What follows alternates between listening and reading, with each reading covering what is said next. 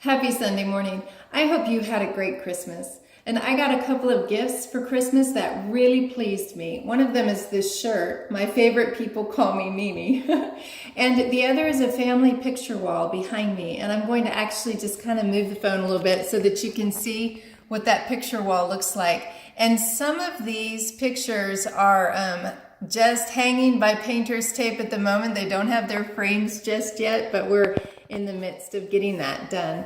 So I wanted to talk just a little bit this morning about passing on godly wisdom, whether that's a parent to a child in the way that you're raising your children, or whether that's as a grandparent to their children who are becoming parents for the first time. And I realize that geographically we're spread out. We've maybe moved away from family, or maybe we're the first generation in our family to be saved. And so we're totally raising our children in a different way with godly wisdom according to the Word of God.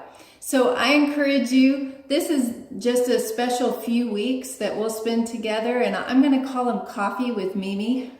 And you get to listen in on a little bit of wisdom that I have that I'd like to pass along to you. And it's not just applicable for raising children or grandchildren. It's actually applicable to just dealing with people in life in general.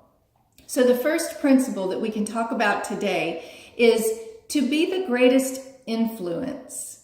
You need to be the example. You have to be the person that you want your children to become, or your grandchildren to become. And really, Christ modeled that for us as he walked the earth. He was showing us how to live life on this earth. And then, of course, Paul came back in Philippians, and he also said, "Follow me as I follow Christ." I remember when my children were very little, and Kirsten was 4, and Heather was 3, and Jonathan was a newborn baby. And I would rock the children in this green rocking chair that we had, that it was a hand-me-down, but I did a lot of praying as I rocked my children to sleep. And as I was rocking Jonathan, I asked the Lord, teach me how to help them learn to love you. And his answer to me was so very simple. He said, let me lead you and they'll follow. That's the greatest answer that ever could have been given to me. In other words, be the person that you want them to become. So if you want them to love him more, then you pursue him. If you want them to treat others with kindness, then you treat others with kindness. If you want them to think highly of other people, then you don't put other people down, and you don't treat other people as less than yourself.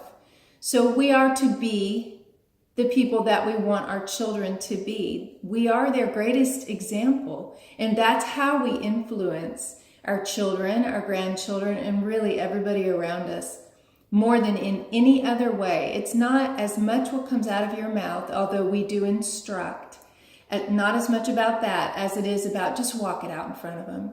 Just be the example.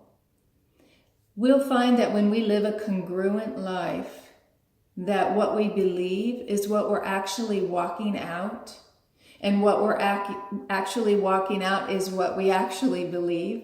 That congruency is actually, they've proved that it's healthy for the body and for the spirit. So that makes sense according to the Word of God. Of course, anything that lines up with the Word is going to make sense. So common sense tells us, and common sense being the wisdom of the Word, tells us that we need to be the example that we want our children to be modeled after. I hope you have a great rest of your Sunday, and I will see you next week with more Coffee with Mimi.